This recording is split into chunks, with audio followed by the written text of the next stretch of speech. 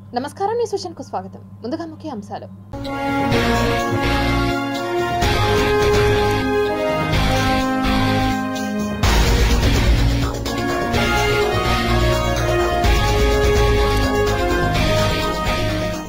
Reverse gear లో భూమి అయస్కాంత ధృవాలు, ప్రళయంపై అనుమానాలు.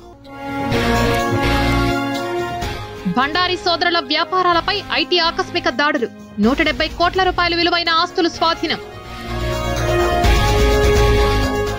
విశాఖలోనే జగన్ ప్రమాణ స్వీకారం, ధీమాగా అధికార పార్టీ, గతం కంటే ఎక్కువ సీట్లు సాధిస్తాం, సీఎం జగన్ వెల్లడి.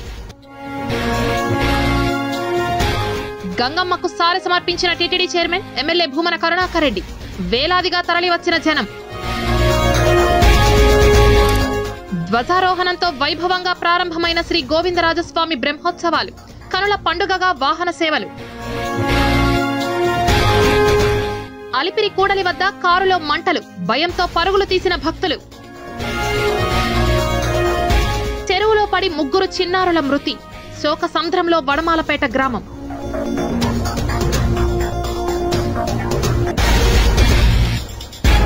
ఇక వార్తల్లోని వివరాలు చూద్దాం. ఏపీలో మరోసారి అధికారంలోకి వస్తున్నామని, గతంలో కంటే కూడా ఎక్కువ సీట్లు వస్తాయని తమ అభిప్రాయాన్ని వ్యక్తం చేశారు సీఎం జగన్. ఐపాక్ ప్రతినిధులతో సీఎం జగన్ భేటీ అయ్యారు. విజయవాడలోని బెంచ్ సర్కిల్లో ఉన్న ఐపాక్ ఆఫీస్కు చేరుకుని ఆ టీంను కలిసి కృతజ్ఞతలు తెలిపారు. సీఎం జగన్ రాక నేపథ్యంలో ఐపాక్ టీం సభ్యులు ఆయనకు ఘన స్వాగతం పలికారు. ఆంధ్రప్రదేశ్ సార్వత్రిక ఎన్నికల్లో తన పార్టీ కోసం పనిచేసినందుకు ఐపాక్ టీం ప్రతినిధులను అభినందించారు CM Jagan.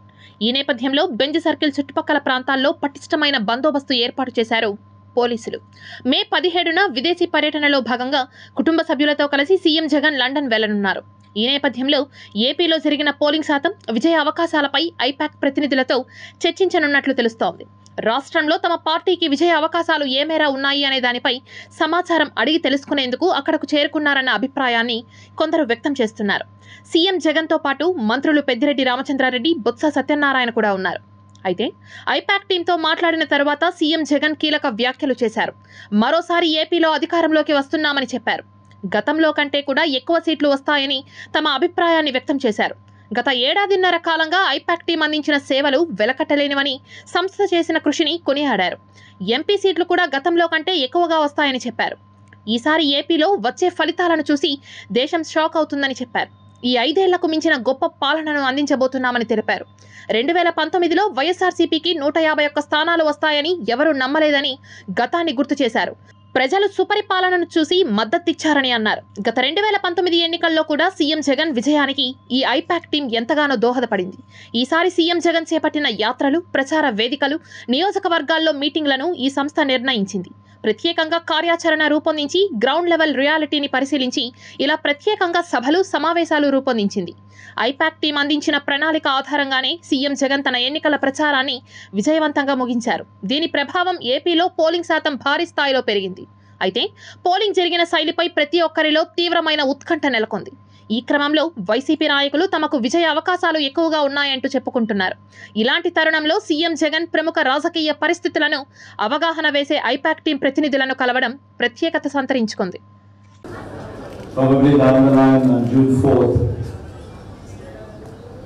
If on the day that results would be coming out, I promise that this results would ensure that the whole country would stand up and look towards Andhra Pradesh.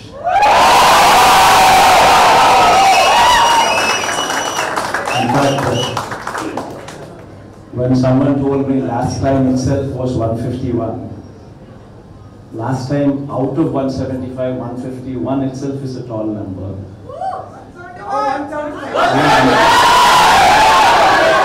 And someone told me 22 out of 25 itself is a tall number. This time, we're going to beat that record. We will surpass 151, we will surpass 200. సార్వత్రిక ఎన్నికల్లో వైఎస్ఆర్సీపీ విజయం సాధించడంపై ధీమా వ్యక్తం చేస్తోంది. ముఖ్యమంత్రిగా YS Jagan తిరిగి విశాఖపట్నంలో ప్రమాణ స్వీకారం తేదీని ప్రకటించేందుకు సిద్ధంగా ఉన్నారు. ఏపీ ఎన్నికలు ముగిసిన తర్వాత ఎన్నికల సంఘం అధికారికంగా నిన్న అర్ధరాత్రి పోలింగ్ శాతాన్ని ప్రకటించింది. బ్యాలెట్ పేపర్ ఓటింగ్తో కలిపి 81.76% ఎన్నికల సంఘం తేల్చింది. అంటే 2019 ఎన్నికల్లో నమోదైన పోలింగ్ శాతం కంటే దాదాపు 2% అధికం. ఇదే ఇప్పుడు రాజకీయంగా అనిశ్చితికి కారణమైంది. రెండు శిబిరాల్లోనూ ధీమా కనిపిస్తోంది. అధికారం మాదంటే మాదేనంటున్నాయి. కూటమికే అవకాశాలు ఎక్కువగా ఉన్నాయనే వాదన వినిపిస్తోంది. కానీ అధికార వైఎస్ఆర్ కాంగ్రెస్ పార్టీ మాత్రం విజయంపై చాలా ధీమాగా ఉంది. వైసీపీ నేత బొత్స సత్యనారాయణ మీడియా సమావేశం, ఇటు ముఖ్యమంత్రి వైఎస్ జగన్ చేసిన ట్వీట్ ప్రకారం చూస్తే విశాఖపట్నంలో వైఎస్ జగన్ రెండవసారి ముఖ్యమంత్రిగా ప్రమాణ స్వీకారం ఉంటుందని ప్రకటించారు. ప్రమాణ స్వీకారం తేదీ కూడా 2-3 రోజుల్లో ప్రకటిస్తామని వైఎస్ జగన్ స్పష్టం చేశారు. ఓటు పోలింగ్ సరళి, ఇటు కూటమిదే అధికారం అనే వార్తలు ఎంతలా ఉన్నా వైఎస్ఆర్ కాంగ్రెస్ పార్టీ మాత్రం అధికారంపై చాలా ధీమాతో ఉంది. ఏకంగా ప్రమాణ స్వీకారం ఏర్పాట్లు కూడా ప్రారంభించనుందని తెలుస్తోంది. ఎన్నికల్లో విజయంపై అటు పార్టీలో ఇటు జగన్ ఇంతలా ధీమాగా ఉండడానికి కారణాలు లేకపోలేదంటున్నారు రాజకీయ విశ్లేషకులు. పోలింగ్ ప్రారంభమైన తొలి 3 గంటల్లోనే 24% పోలింగ్ నమోదు కావడం వెనుక వాలంటీర్లు గట్టిగా కష్టపడ్డారనేది పార్టీకి ఉన్న సమాచారం. ఏ ఇంట్లో ఏ ఓటరు ఉన్నాడనే సమాచారం వాలంటీర్లకు పూర్తిగా తెలుసు. ఆ సమాచారం ఆధారంగానే వాలంటీర్లు గ్రామాల్లో దగ్గరుండి మరీ పోలింగ్ కేంద్రాలకు ఉదయమే వారిని తరలించగలిగారు. వైఎస్ఆర్ కాంగ్రెస్ పార్టీకి బలమున్న గ్రామీణ ప్రాంతాల్లో ఓటింగ్ గట్టిగా జరిగింది. మరోవైపు మహిళలు, వృద్ధులు పెద్ద ఎత్తున ఓటింగ్లో పాల్గొన్నారు. మరోసారి వైఎస్ఆర్ కాంగ్రెస్ పార్టీ ప్రభుత్వం వస్తేనే సంక్షేమ పథకాలు కొనసాగుతాయని ప్రజలు నమ్మినట్టుగా పార్టీ వర్గాలు చెబుతున్నాయి. సంక్షేమ పథకాల లబ్ధిదారులు కసితో ఓటింగ్లో పాల్గొనడం వల్లనే పోలింగ్ శాతం భారీగా పెరిగిందనేది పార్టీ వర్గాల అంచనా. ముఖ్యంగా బీసీ, ఎస్టీ, ఎస్సీ, మైనారిటీ వర్గాలు పెద్ద ఎత్తున వైసీపీకి అనుకూలంగా ఓటేసినట్లు చెబుతున్నారు. ఈ కారణాలే వైఎస్ఆర్ కాంగ్రెస్ పార్టీలో ధీమా పెంచింది. అందుకే వైఎస్ జగన్ రెండవసారి ముఖ్యమంత్రిగా విశాఖపట్నంలో ప్రమాణ స్వీకారం చేస్తానని ప్రకటించారు. అటు పార్టీ నేతలు కూడా 2-3 రోజుల్లో తేదీ ప్రకటిస్తామని చెప్పుకొచ్చారు. రాష్ట్రంలో ఫ్యాన్ గాలి బలంగా వీచిందనేది పార్టీ వర్గాల ఆలోచనగా ఉంది. తిరుపతి శ్రీ గోవిందరాజస్వామి వారి ఆలయ వార్షిక బ్రహ్మోత్సవాలు ధ్వజారోహణంతో అంగరంగ వైభవంగా ప్రారంభమయ్యాయి. తిరుపతిలోని శ్రీ గోవిందరాజస్వామి వారి ఆలయ వార్షిక బ్రహ్మోత్సవాలు ధ్వజారోహణంతో ఆగమోక్తంగా ప్రారంభమయ్యాయి. గురువారం ఉదయం 8:15 నుంచి 8:40 మధ్య మిథున లగ్నంలో వేద పండితులు శాస్త్రోక్తంగా ధ్వజారోహణాన్ని నిర్వహించారు.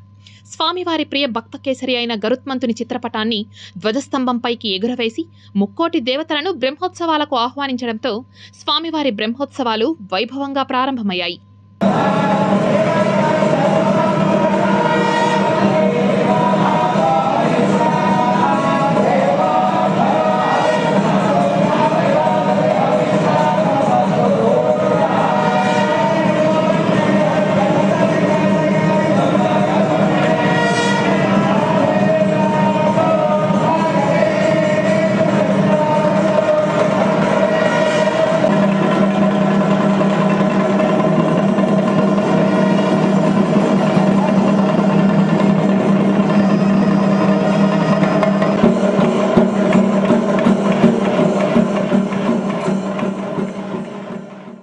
తిరుపతి శ్రీ తాతయ్యగుంట గంగమ్మ ఆలయ గంగజాతర మహోత్సవాలు అత్యంత వైభవంగా జరుగుతున్నాయి.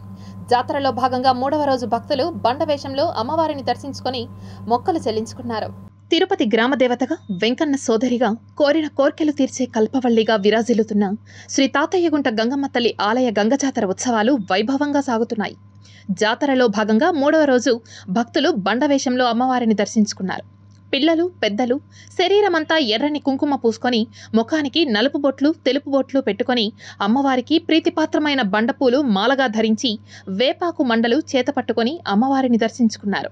అనంతరం 1000 కళ్ళ దుత్తలను తలపై ఉంచుకొని ఆలయం చుట్టూ ప్రదక్షిణలు చేసి మొక్కులు తీర్చుకున్నారు. జాతర సందర్భంగా ఆలయానికి విచ్చేసే భక్తులకు ఎటువంటి ఇబ్బందులు కలగకుండా అధికారులు ప్రత్యేక ఏర్పాట్లు చేశారు. ఈరోజు 3వ రోజు. ఈరోజు భక్తులంతా కూడా బండవేషాన్ని ధరించి అమ్మవారిని దర్శిస్తూ ఉంటారు. బండవేషం అనగా బండారు అనే పదం మనం వింటూ ఉంటాము.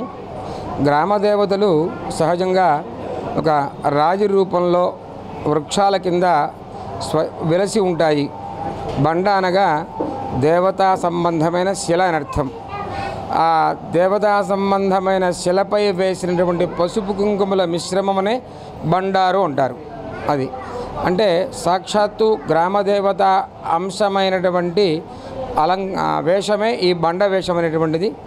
భక్తులంతా కూడా ఈరోజు చేతిలో పురకట్టలు వేప ఆకులు ధరించి వంటి నిండా కూడా నాము పూసుకొని వివిధ రకాల వేషధారణలతో అమ్మను దర్శించి మొక్కులు చెల్లించుకుంటారు. పొంగలి, తళిగారాధన, వేప చీర అనేవి ప్రధానమైన మొక్కుబడులు. పుట్టి పెరిగింది తిరుపతి. మా గ్రామ దేవత గంగమ్మ తల్లి. పుట్టినప్పటి నుంచి మేము అంగప్రదర్శన చేయడము, వేషాలు వేయడం అన్నీ చేసుకుంటూ ఈ వారంలో ఏదో ఒక రోజు పొంగళ్ళు పెట్టి అమ్మవారికి మా మొక్కులు కోరికలు తీర్చుకోవాలని, అందరూ బాగుండాలని కోరుకుంటాం. తిరుపతిలోనే మాకు ఈ గ్రామ దేవత మాకు చాలా ఇష్టమైన దేవత. మేము ప్రతి సంవత్సరము పొంగళ్ళు పెడతాము, వారం వారం దేవుని దర్శించుకుంటాము. ఈమె లేనిదే మేము లేమండి. ఆ సాంప్రదాయాన్ని మా బిడ్డలకి చెప్పాము, వాళ్ళ బిడ్డలకి చెప్పాము. అందరూ కొనసాగిస్తారు. మేము బతికున్నంత వరకు కాదు, మా పిల్లలు బతికున్నంత వరకు ఆ తల్లికి సేవ చేసుకునే భాగ్యం మాకు అమ్మవారు ఇవ్వాలి, ఎప్పుడు ఇవ్వాలండి. కుటుంబ సభ్యులతో కలిసి గంగమ్మ తల్లికి సారెను సమర్పించారు TTD chairman Tirupati MLA Bhumana Karunakar Reddy, YSRCP Tirupati MLA అభ్యర్థి భూమన అభినయ్ రెడ్డి. గంగ జాతర సందర్భంగా శ్రీ తాతయ్యగుంట గంగమ్మ తల్లికి TTD chairman Tirupati MLA Bhumana Karunakar Reddy, YSR Congress party Tirupati MLA అభ్యర్థి భూమన అభినయ్ రెడ్డి గురువారం ఉదయం తమ కుటుంబ సభ్యులతో కలిసి సారె సమర్పించారు. స్థానిక పద్మావతిపురంలోని భూమన నివాసం వద్ద ప్రత్యేక పూజలు నిర్వహించిన అనంతరం అమ్మవారి ఆలయం వద్దకు శోభాయాత్ర చేపట్టారు. పళ్లాల్లో పసుపు, కుంకుమ, పూలు, పళ్ళు, రవిక, పట్టుచీర, కానుకలను ఊరేగింపుగా తీసుకువచ్చి అమ్మవారికి సమర్పించి మొక్కులు తీర్చుకున్నారు. గ్రామదేవత గంగమ్మకు సారె సమర్పించే కార్యక్రమం వైభవోపేతంగా నిర్వహించారు. ఆధ్యాత్మిక యాత్ర ఆద్యంతం భక్తి పారవస్యంతో పులకించింది. భూమన నివాసం వద్ద నుంచి అమ్మవారి ఆలయం వరకు వీధులన్నీ వేపాకు, మామిడి, అరటి తోరణాలమయంగా మారాయి. సారె సమర్పణ మహోత్సవం సందర్భంగా దారి పొడవునా మహిళా భక్తులు పసుపు నీళ్లు కుమ్మరిస్తూ కర్పూర హారతులిస్తూ స్వాగతించారు. గంధం బొట్లు పెట్టుకుని వేపాకు చేతబూని వివిధ వేషధారణలతో విచ్చేసి భక్తి ప్రపత్తులు చాటుకున్నారు. జానపద శైలిలో సాగే అమ్మవారి కీర్తనలతో డప్పు వాయిద్యాల మధ్య భక్తులు లయబద్ధంగా చిందేస్తూ సాగారు. గంగమ్మ నామస్మరణలతో ఆధ్యాత్మిక క్షేత్రం హోరెత్తింది. నవదుర్గలు, తప్పెటగుళ్ళు, డప్పులు, తీన్మార్, కీలుగురాలు, కొమ్ము కొయ్య, దింస, పగటి వేషగాళ్లు, పులివేషాలు, గరగళ్లు, బోనాల కళా ప్రదర్శనలు అందరినీ ఎంతగానో ఆకర్షించాయి. భూమన నివాసం వద్ద నిర్వహించిన పూజా కార్యక్రమాల్లో వైఎస్ఆర్ కాంగ్రెస్ పార్టీ తిరుపతి ఎంపీ అభ్యర్థి గురుమూర్తి, ఎమ్మెల్సీ డాక్టర్ సిపాయి సుబ్రహ్మణ్యం, శ్వేత డైరెక్టర్ భూమన్, నగర మేయర్ డాక్టర్ శిరీష పాల్గొన్నారు. స్వామివారి తన ప్రియమైనటువంటి చెల్లెలికి సారె ఇచ్చేటువంటి సాంప్రదాయం కూడా ప్రారంభమయ్యింది కూడా భారతదేశంలో గంగమ్మ గుడి ఆలయం నుంచే. తన చెల్లైనటువంటి గంగమ్మకు అన్నగా ఆయన గంగమ్మ ఉత్సవాలప్పుడు సారె పెట్టడం మొదలు పెడితే అది ఇప్పుడు అనేక దేవాలయాలకు ప్రాకినటువంటి విషయం మనకందరికీ కూడా తెలుసు. 40-50 ఏండ్ల క్రితం మేము చిన్నతనంలో గంగమ్మ జాతర అంటే రాయలసీమకంతా కూడా ఓ తలమానికంగా పెద్ద ఎత్తున రాయలసీమ మొత్తం అంతా కూడా తరలి వచ్చి ఈ జాతరలో పాల్గొనేటువంటి వాళ్ళు. 50-40 ఏండ్ల నుంచి బయట ప్రాంతాల వాళ్ళు ఇక్కడ స్థిరపడ్డ తర్వాత ఈ గంగమ్మ చరిత్రను గురించి, ప్రాశస్తిని గురించి తెలుసుకోలేకపోవటం మూలంగా మనం అవుననుకున్నా కాదనుకున్నా కొద్దిగా మసకబారిన మాట వాస్తవం. కానీ మళ్ళీ ఆ గంగమ్మ వైభవాన్ని పునరుజ్జీవన చేయటానికి, పునరుత్తేజం కలిగించటానికి తిరుపతిలో ఉన్నటువంటి పౌరులంతా కూడా నడుం బిగించి గత 2-3 సంవత్సరాలుగా అత్యంత వైభవంగా నిర్వహిస్తున్నారు. గంగమ్మ తల్లి ఆలయం 1843లో బ్రిటిష్ వారు హతీరాంజీ మఠం వారికి తిరుమల తిరుపతి పాలక బాధ్యతలు అప్పగించిన దాదాపు 21 దేవాలయాలలో తాళ్లపాక చినగంగమ్మ ఆలయం కూడా ఉండేది. ఇది పూర్తిగా వెంకటేశ్వర స్వామికి అనుసంధానమై ఉన్నది అన్నది చరిత్ర చాలా స్పష్టంగా చెబుతోంది. తిరుపతిలోని అలిపిరి వద్ద ఓ కారు షార్ట్ సర్క్యూట్ కారణంగా దగ్ధమైపోయింది. తిరుపతి అలిపిరిలోని గరుడ విగ్రహ కూడలిలో ఏపీ 07 BK 3366 అనే నెంబర్ గల Skoda white colour car short circuit కారణంగా అగ్నికి ఆహుతైంది. నంద్యాలకు చెందిన దినేష్ రెడ్డి రంగంపేటలోని మోహన్ బాబు యూనివర్సిటీలో బీటెక్ ఫైనల్ ఇయర్ చదువుతున్నాడు. వేసవి సెలవుల సందర్భంగా స్నేహితులతో కలిసి సొంతూరుకు కారులో ప్రయాణమైన దినేష్ రెడ్డి అలిపిరి గరుడ విగ్రహ కూడలి దాటుతుండగా ఒక్కసారిగా కారులో మంటలు చెలరేగాయి. దీంతో అప్రమత్తమైన దినేష్, అతని స్నేహితులు కారును రోడ్డుకు పక్కగా ఆపి పరుగులు తీశారు. అప్పటికే మంటలు వ్యాపించి కారు పూర్తిగా దగ్ధమైపోయింది. అక్కడే ఉన్న స్థానికులు విషయాన్ని అగ్నిమాపక సిబ్బందికి తెలియజేయడంతో వారు సంఘటనా స్థలానికి చేరుకొని మంటలను అదుపు చేశారు. అప్పటికే కారు పూర్తిగా కాలి బూడిదైంది. అయితే ఈ ప్రమాదంలో ఎలాంటి ప్రాణ నష్టం జరగకపోవడంతో అటు పోలీసులు, ఇటు అగ్నిమాపక సిబ్బంది, స్థానికులు ఊపిరి పీల్చుకున్నారు. కాలేజ్ అయిపోయింది, విద్యానికి అయితేను ఇంటికి వెళ్తున్నాం నంద్యాల. బీటెక్ ఫైనల్ ఇయర్ అయిపోయింది. అంటే ఒకరిలో ఒక ఊరు నంద్యాల, అనంతపూర్ ఇట్లా తిరుపతికి వచ్చి అందరూ ఇక్కడి నుంచి వెళ్ళిపోదాం అనుకున్నాము. బీటెక్ ఇక్కడ 4 years ఇక్కడే విద్యానికి అయితే కాదు, ఎవరికి ఏం కాలేదు.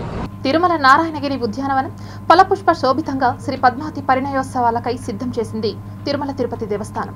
శ్రీ పద్మావతి పరిణయోత్సవ మండపాన్ని వివిధ రుచుల ఫలాలు, సువాసనలు వెదజల్లే రంగురంగుల పుష్పాలతో అలంకరించిన మండపంలో తిరుమలలోని నారాయణగిరి ఉద్యానవనంలో శుక్రవారం నుండి శ్రీ పద్మావతి పరిణయోత్సవాలు శోభాయమానంగా ప్రారంభమవనున్నాయి. మే 19వ తేదీ వరకు ఈ ఉత్సవాలు అత్యంత వైభవంగా నిర్వహించనున్నారు. శ్రీ పద్మావతి పరిణయోత్సవ మండపం అలంకరణలకు పెట్టింది పేరు. గతంలో పసుపు కుంకుమ మండపం, గాజుల మండపం, రంగురాళ్ల మండపం, అష్టలక్ష్మి మండపం, దశావతార మండపం వంటి నమూనాలతో భక్తులను విశేషంగా ఆకట్టుకునేలా టీటీడీ ఉద్యానవన విభాగం అలంకరణ చేపట్టింది. ఈసారి మొట్టమొదటిసారిగా కేరళ సాంప్రదాయ తెప్పకోళ్లం అలంకరణతో పాటు ఫలపుష్పాలతో, విద్యుత్ దీపాలతో భక్తులను ఆకట్టుకునేలా అలంకరించారు. ఇందులో రోజా, లిల్లీ, చామంతి వంటి 2 టన్నుల సాంప్రదాయ పుష్పాలు, 50,000 కట్ ఫ్లవర్స్, వివిధ రకాల ఫలాలు, ఏనుగులు, గుర్రాలు, చిన్ని కృష్ణుడు వంటి సెట్టింగులతో సర్వాంగ సుందరంగా అలంకరించారు. మండపం పైభాగంలో ఏర్పాటు చేసిన వెన్న ఉట్లు, వెండి గంటలు, పూల గుత్తులు ఆకట్టుకున్నాయి. టీటీడీ గార్డెన్ విభాగం డిప్యూటీ డైరెక్టర్ శ్రీనివాసులు పర్యవేక్షణలో బెంగళూరుకు చెందిన 150 మంది నిపుణులైన అలంకరణ సిబ్బంది, టీటీడీ గార్డెన్ విభాగానికి చెందిన మరో 50 మంది సిబ్బంది గత వారం రోజులుగా శ్రీ పద్మావతి పరిణయోత్సవాల మండపాన్ని రూపొందిస్తున్నారు. ఈ మండప అలంకరణకు పూణేకు చెందిన శ్రీ వెంకటేశ్వర చారిటబుల్ ట్రస్ట్ వారు టీటీడీకి విరాళం అందించారు. దేశంలో డెంగ్యూ విజృంభిస్తోంది. పేరుకు తగ్గట్టుగానే డెంగ్యూ జ్వరం ఒక భయంకరమైన వ్యాధి. అది ఒకసారి శరీరంలో చేరితే శరీరంలోని శక్తి తగ్గిపోయి వ్యాధి సోకిన వ్యక్తిని క్షీణింపజేస్తుంది. తగిన జాగ్రత్తలు పాటిస్తే డెంగ్యూ బారిన పడాల్సిన అవసరం లేదని నగరపాలక సంస్థ హెల్త్ ఆఫీసర్ యువ అన్వేష్ పేర్కొన్నారు. జాతీయ డెంగ్యూ దినోత్సవాన్ని పురస్కరించుకుని తిరుపతి ఎంహెచ్ఓ డాక్టర్ యువ అన్వేష్ మీడియాతో మాట్లాడుతూ డెంగ్యూ యొక్క లక్షణాలను తెలిపారు. డెంగ్యూ వస్తే ఏ విధంగా జాగ్రత్తలు పాటించాలి, ఆ వ్యాధి యొక్క లక్షణాలను మీడియాకు తెలిపారు. అవేంటంటే జ్వరం, అధికంగా వాంతులవ్వడం, వికారం, దద్దుర్లు, విపరీతమైన ఛాతీ నొప్పి, కీళ్ల నొప్పులు ఈ వ్యాధి యొక్క లక్షణాలు. ఇటువంటి లక్షణాలు కనిపించినప్పుడు తక్షణమే సమీపంలో ఉన్న అర్బన్ ప్రైమరీ హెల్త్ సెంటర్ని సంప్రదించాలని డాక్టర్ యువ అన్వేష్ తెలిపారు. అందరికి వెళ్తున్నాము అంటే ఈ మాన్సూన్ సీజన్ రాకముందే కూడా మనం ప్రివెంటివ్ మెథడ్స్ తీసుకొని సో ఈ డెంగ్యూ కానీ మలేరియా కానీ ఇట్లాంటి డిసీజెస్ అంతా కూడా కంట్రోల్ చేసే విధంగా మనం చర్యలు చేపడుతున్నాము. సో మన కార్పొరేషన్ తరపు నుంచి ఇప్పటికే మనం 50 వార్డ్స్ నుంచి ఒక్కొక్క వర్కర్ని ఎక్స్క్లూజివ్గా ఈ వెక్టార్ కంట్రోల్కి సంబంధించి డెసిగ్నేట్ చేయడం జరిగింది. సో ఈ డెసిగ్నేటెడ్ వర్కర్స్ అంతా కూడా ఈ స్ప్రేయింగ్ యాక్టివిటీస్, ఈ ఫాగింగ్ యాక్టివిటీస్ మీద ఉంటారు. దాదాపుగా మనం ప్రతి వార్డు నుంచి 50 వార్డులలో మనం 50 మెంబర్స్ వర్కర్స్ని డెసిగ్నేట్ చేశాము. ఈ 50 వర్కర్స్ వచ్చేసి మార్నింగ్ స్ప్రేయింగ్ యాక్టివిటీస్ ఏదైతే మనకి ఈ డ్రైన్స్ దగ్గర కానీ ఎక్కడైనా ఈ బుషెస్ దగ్గర కానీ ఈ మస్కిటో ఏదైతే ఈ నివాసం ఉండే ప్రాంతాల్లో అంతా కూడా అండ్ ఈ లార్వా ఎక్కడైతే మనకి స్టాగ్నెట్ వాటర్ ఉంటుందో ఈ స్టాగ్నెట్ వాటర్లు అంతా కూడా వీళ్ళు స్ప్రేయింగ్ చేయడం జరుగుతుంది. నేటి నుండి ఈ ఏపీసెట్ ఎంట్రన్స్ పరీక్షలు ప్రారంభమైంది. మే 23 వరకు జరిగే ఈ పరీక్షలకు సర్వం సిద్ధం చేసినట్లు రాష్ట్ర ఉన్నత విద్యా మండలి చైర్మన్ హేమచంద్రారెడ్డి తెలిపారు. బైపీసీ విద్యార్థులకు 16, 17 తేదీలలో 4 విడతలుగా పరీక్షలు జరుగుతున్నాయని, ఎంపీసీ విద్యార్థులకు 18 నుంచి 23 వరకు 9 విడతలలో పరీక్షలు నిర్వహిస్తున్నట్లు తెలిపారు. ఈ ఏడాది గత ఏడాదితో పోలిస్తే రికార్డు స్థాయిలో 3,61,640 మంది విద్యార్థులు దరఖాస్తు చేసుకున్నారని, అందులో బాలురు 1,80,104 మంది ఉండగా బాలికలు 1,81,536 మంది దరఖాస్తు చేసుకున్నారని అన్నారు. రాష్ట్ర వ్యాప్తంగా ఎన్నికల కారణంగా ఎంట్రన్స్ పరీక్షలను ఈ నెల 16 నుండి 26 వరకు నిర్వహిస్తున్నామని పేర్కొన్నారు. పరీక్షలకు నిమిషం ఆలస్యమైన పరీక్షా కేంద్రాల్లోకి అనుమతించబోమని స్పష్టం చేశారు. పరీక్షా హాల్లోకి ఆభరణాలతో పాటు ఎలక్ట్రానిక్ పరికరాలు నిషిద్ధమని అన్నారు. అభ్యర్థులు మెహందీ, టాటూలు వంటివి పెట్టుకుంటే బయోమెట్రిక్కు ఇబ్బందులు ఎదురవుతాయని సూచించారు. హాల్ టికెట్ వెనుక భాగంలో పరీక్షా కేంద్రానికి చేరుకోవడానికి రూట్ మ్యాప్ ఇచ్చామని ఉన్నత విద్యామండలి చైర్మన్ హేమచంద్రారెడ్డి విద్యార్థులకు సూచించారు. తిరుమల శ్రీవారిని పలువురు ప్రముఖులు దర్శించుకున్నారు. ఈ రోజు ఉదయం నైవేద్య విరామ సమయంలో తిరుమల శ్రీవారిని మాజీ మంత్రి ఎంవివి సత్యనారాయణ, ఎమ్మెల్సీ కంచర్ల శ్రీకాంత్, సుజనా చౌదరి దర్శించుకున్నారు. వీరికి ఆలయ అధికారులు ప్రత్యేక దర్శన ఏర్పాట్లు చేయగా వేద పండితులు తీర్థ ప్రసాదాలను అందజేశారు. ఎన్నికలలో పోలీసులు టీడీపీకి తొత్తుగా వ్యవహరించారని డిప్యూటీ సీఎం కలత్తూరు నారాయణస్వామి ఆరోపించారు. గురువారం చిత్తూరు ప్రెస్ క్లబ్లో నారాయణస్వామి మీడియా ప్రతినిధులతో మాట్లాడారు. నేను ఇంతవరకు నా చరిత్రలో ఎస్పీల పైన ఇంతవరకు ఒక్క మాట మాట్లాడాల. డిఎస్పీల గురించి కానీ, ఎస్ఐల గురించి కానీ, సిఐల గురించి నేను మాట్లాడలేదు. ఏదో ఈ వ్యవస్థను ఎట్నే వదిలేస్తే, అందులో రిజర్వ్ కాన్స్టిట్యూన్సీలో ఈ విధంగా చేస్తే ఏం చేయాలా? రెండోది, ఏటీఎం కార్డ్స్ అని తీసుకుని వచ్చారు. అది ఏటీఎం కార్డు పంచారు. అమ్మ అబ్బకు ఏమి నేను మీకంతా కూడా ప్లాట్లు ఇవ్వాలని కొట్లాడినోడు నేను. ఒకవేళ అతని దగ్గర డబ్బులు తీసి ఏదైనా చేస్తున్నాడు ఆ వ్యక్తి పేరు చెప్పట్లేదు. చూడండి, ఈ 500 ఏటీఎం కార్డు ఇది చంద్రబాబు నాయుడు సత్యవేళ నేను నిలబడినప్పుడు 2019లో కూడా ఇదే విధంగా చేశాడు. నిజంగా అమ్మ అబ్బు పుట్టి పేదవాడు ఓటు కావాలని అడిగి 5,000 వేస్తానని ఇది 500 చూపిస్తూ దీనికి అకౌంట్ 5,000 రూపాయలు చూపించాడు. ఓడిపోతామని నిరాశ నిస్పృహలతో టీడీపీ దాడులకు పాల్పడుతోందని పూతలపట్టు వైసీపీ అభ్యర్థి సునీల్ కుమార్ తెలిపారు. గురువారం చిత్తూరు ప్రెస్ క్లబ్లో జెడ్పీ చైర్మన్ ధనంజయ రెడ్డితో కలిసి సునీల్ కుమార్ మీడియా ప్రతినిధుల సమావేశంలో మాట్లాడారు. మీరు ఓడిపోతున్నారనే కక్ష, ఓడిపోతున్నారనే బాధలో ఈరోజు మా మీద దాడులు చేశారు. ప్రజలు ఆల్రెడీ తీర్పిచ్చారు. ప్రజలు ఆల్రెడీ వైఎస్ఆర్ పార్టీకి గెలిపించేశారు. ఈరోజు మా యొక్క విజయం ఈవీఎంలో ఉంది. అది స్పష్టంగా మాకు తెలుసు, మీకు కూడా తెలుసు. ఈరోజు మురళీమోహన్ కూడా తెలుసు తను ఓడిపోతున్నాడని చెప్పి. ఈరోజు దాంబికాల వాళ్ళకి ఏదో సందర్భంగా స్పీడ్గా మాట్లాడేసేసి రక్షణ దాడి ప్రతి రకరకాల మాటలు చెప్పి మసిపూసి ఏదో మాయ చేయాలంటే అవన్నీ ఏమీ జరగదు. ప్రజలు గ్రహించారు.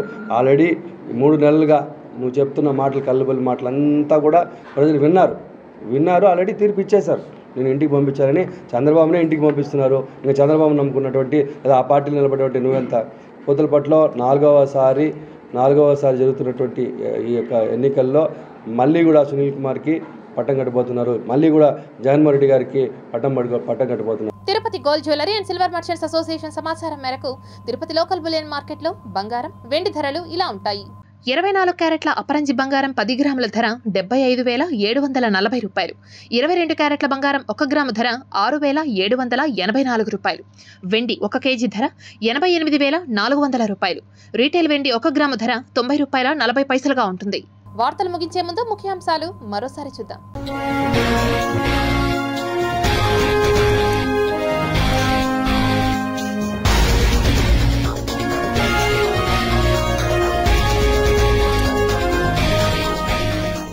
రివర్స్ గేర్లో భూమి అయస్కాంత ధృవాలు, ప్రళయంపై అనుమానాలు.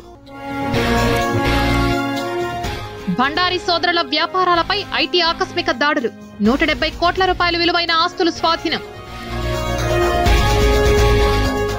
విశాఖలోనే జగన్ ప్రమాణ స్వీకారం, ధీమాగా అధికార పార్టీ, గతం కంటే ఎక్కువ సీట్లు సాధిస్తాం, సీఎం జగన్ వెల్లడి. గంగమ్మకు సారె సమర్పించిన TTD chairman MLA Bhumana Karunakar Reddy, వేలాదిగా తరలివచ్చిన జనం. ధ్వజారోహణంతో వైభవంగా ప్రారంభమైన శ్రీ గోవిందరాజస్వామి బ్రహ్మోత్సవాలు, కనుల పండుగగా వాహన సేవలు. అలిపిరి కూడలి వద్ద కారులో మంటలు, భయంతో పరుగులు తీసిన భక్తులు. చెరువులో పడి 3 చిన్నారుల మృతి, శోక సంద్రంలో వడమాలపేట గ్రామం.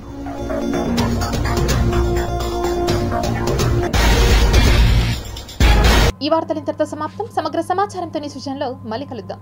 అంతవరకు సెలవు. నమస్కారం.